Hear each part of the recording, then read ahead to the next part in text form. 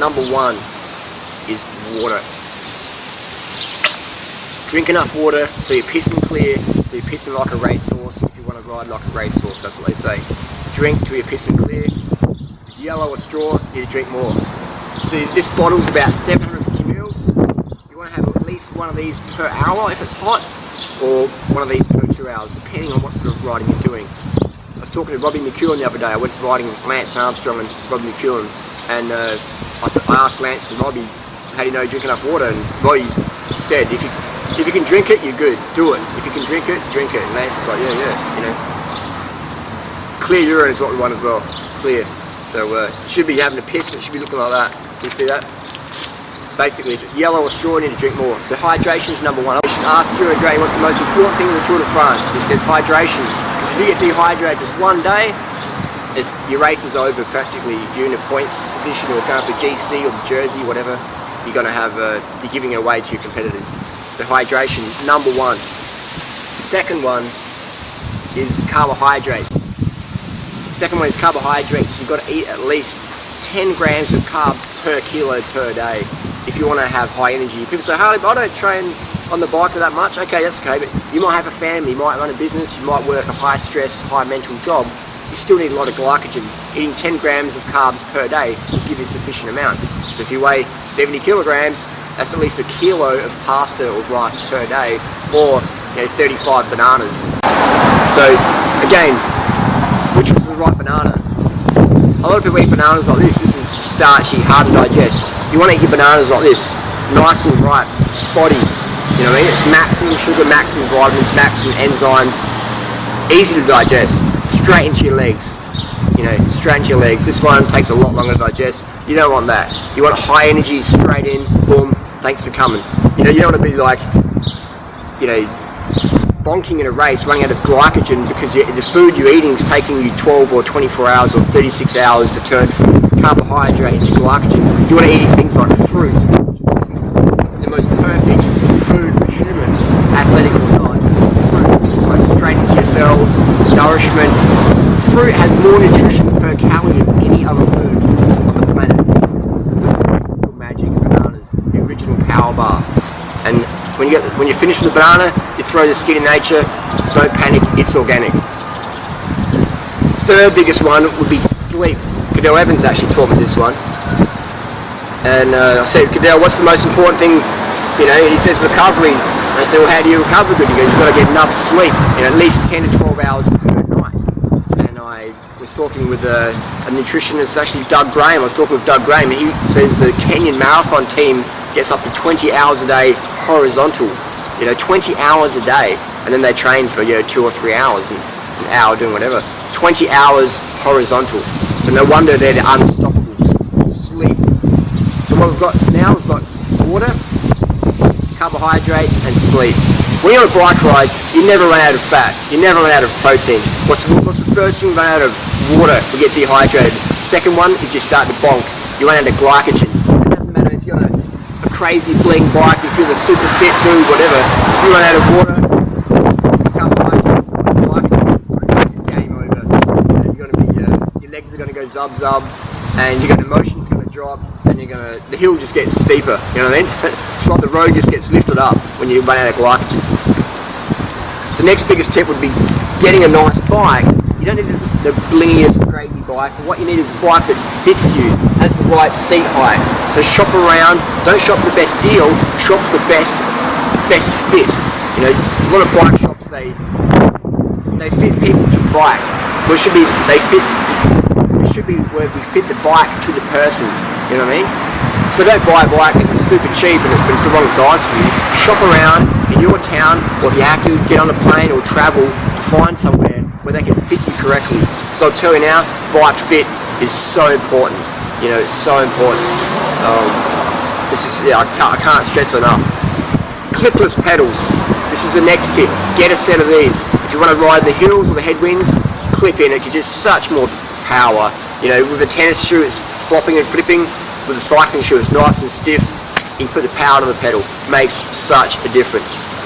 So we've covered sleep, water, sugar, bike fit, clipless pedals. The next one would be probably get some cycling clothing. This isn't essential, but if you want aerodynamics, if you want to cut through the wind a lot better, this is why we wear what's called lycra, you know what I mean? And it's a lot more aerodynamic, so you can sleep through a lot better than wearing like a big flappy parachute. I cycle, you know, across Australia, cycle around the world, and it makes such difference if you're not wearing a parachute. It makes the day more enjoyable instead of, you know, blowing into the wind. So you don't have to wear these, but they're very, very helpful. And they've got pockets in the back if you can carry your bananas in there, or your house keys, or your spare change, whatever. Another tip is having correct tyre pressure. You know, a lot of people don't put enough pressure in the tyres. How do you know you've got enough pressure? It'll say on the side of the tyre, inflate to such and such PSI, which means pounds per square inch. So always have correct pressure. Another thing is have your chain always oiled. I use a thing called green oil, which is like a biodegradable vegetable oil, and it works great on the, you know, on all the top bikes. It's good stuff. It's better than a lot of other stuff I've used. So you get an old rag and clean your chain every few days. Just spin it backwards, get all the gunk off, and then give it a thin bit of oil so it's not squeaking or sounding dry. Another tip, which is very important for bike comfort, is making sure you get off the saddle frequently. You see a lot of new cyclists, they sit down, they never stand up. And then they say, oh, my banana's gone numb, or, you know, my groin is just on fire, because they're always sitting down. It's like, right now, I'm sitting on the ground, but if I move up for a few seconds, I can feel blood flow coming to my butt cheeks, and if I sit back down, there's comfort. So when we sleep, we're subconsciously turning over all night. So when you're on the bike, get out and saddle every few minutes, just for a few seconds, keep the blood flowing. You know, alternate positions, relax your shoulders, maybe right on your handlebars, relax, just to help yourself drop your shoulders, because a lot of people, they sort of hunch their shoulders up, and that's going to restrict your breathing, so you want to have nice, relaxed shoulders and bent elbows. You don't want to be like out here like that, so be conscious when you ride past shop windows, check your form, check yourself out, you know what I mean? Be a poser like me. But it's important, it's little things that make such a difference. Watch the Tour de France, watch the posture of the riders of the bike. Another thing is breathing. Breathe from your stomach. You want to be not breathing through your chest like a little pigeon, you want to be breathing through your stomach, like blowing a big ball. Again, watch it on the Tour de France where it's a hot stage, you've got the jersey zipped right open, and you can see your stomach going in and out, in and out. Check out this clip with Robbie McEwen. So if you look carefully, you can see Robbie McEwen's, he's breathing from his stomach, and we're riding up Mount Lofty with Lance. So you can see, just keep focusing on his stomach, watch the ball he's breathing. Where's Greenie? I think he's in the back car. He needs some plant strong. Is he going to bite Hasnat or what? Bit of a commute back to the kids' school, but... Yeah. A lot of people don't realise how good it is here, training, you know? Yeah. And once you get out there amongst it, it's pretty good. Definitely rolls. Yeah. I gave Lance my car, but he never called me back. I mean, did I do something wrong? Like, I don't know, did I cross the wheel or something? Why didn't he call me back? And the final tip is drink before you're thirsty, eat before you're hungry. Because if you've waited till you're thirsty, you've waited till you're hungry, you've waited too long. Drink before you're thirsty, eat before you're hungry. Never wait for thirst. Never wait till you're ravenously hungry to eat. Eat beforehand. When you're really hungry, you've waited too long, you've only got maybe 10, 20, 30 minutes until boom, you're bonking, your glycogen's going to run out. You're going to, you know, crash mentally, or shouldn't even crash physically, have an accident. I've seen that a lot of times. So these little tips are so minor, but they're so major. They're minor in effort, but major in results. And a lot of people say, oh Harley, that sounds... I'll tell you what, getting injured's inconvenient. Training for 6 months and then going to a race and bonking because you didn't eat enough carbohydrates, that's inconvenient. Buying a nice bike but it totally doesn't fit you, getting injured again, that's inconvenient. You know, eating foods that give you a stomachache because they're not ripe or whatever, that's inconvenient, you know what I mean? Final one, helmet. You gotta wear a helmet, you know what I mean? Shop around, get the best one that fits your head nice. And I see a lot of people, they do the straps to the back like this. So why wear a helmet at all? You know what I mean? it's you want to have it not like constricting you like this, but you want to have at least 2 fingers width in there, so it's not constricting you, but it's not going to fly off your head in the event of an accident. And you can sit in front of the mirror and just position it, so you want to have the gaps even here. And helmets these days, they're great, they're almost fashion items, you know what I mean? It's sort of like, the wank factor is really cool in helmets, but they can save your life. I wouldn't be here today if it wasn't for my helmet. I'd probably be more crazy and brain damaged than I really am. Definitely helmets, you've got to wear them. And what I find funny is people riding fixed gear bikes around town, no brakes, and their helmet is strapped up like this.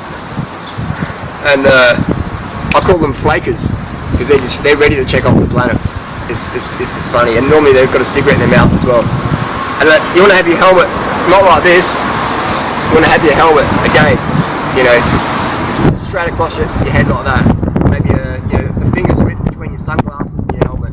Sunglasses, I find it very helpful when protecting against bugs hitting your face or rocks, or maybe a bit of sun glare if you're riding into traffic can be dangerous sometimes. So sunglasses, again, find what style fits your head, what's most comfortable. Same with the helmet. It's the same with shoes. Try before you buy, and your local bike shop, best place to go for mechanics and advice on the new bike purchases, and of course the most important factor is getting fitted to your right bike. So thanks for watching, and if you have any more requests, type in comments down below, and I'll see you on the road.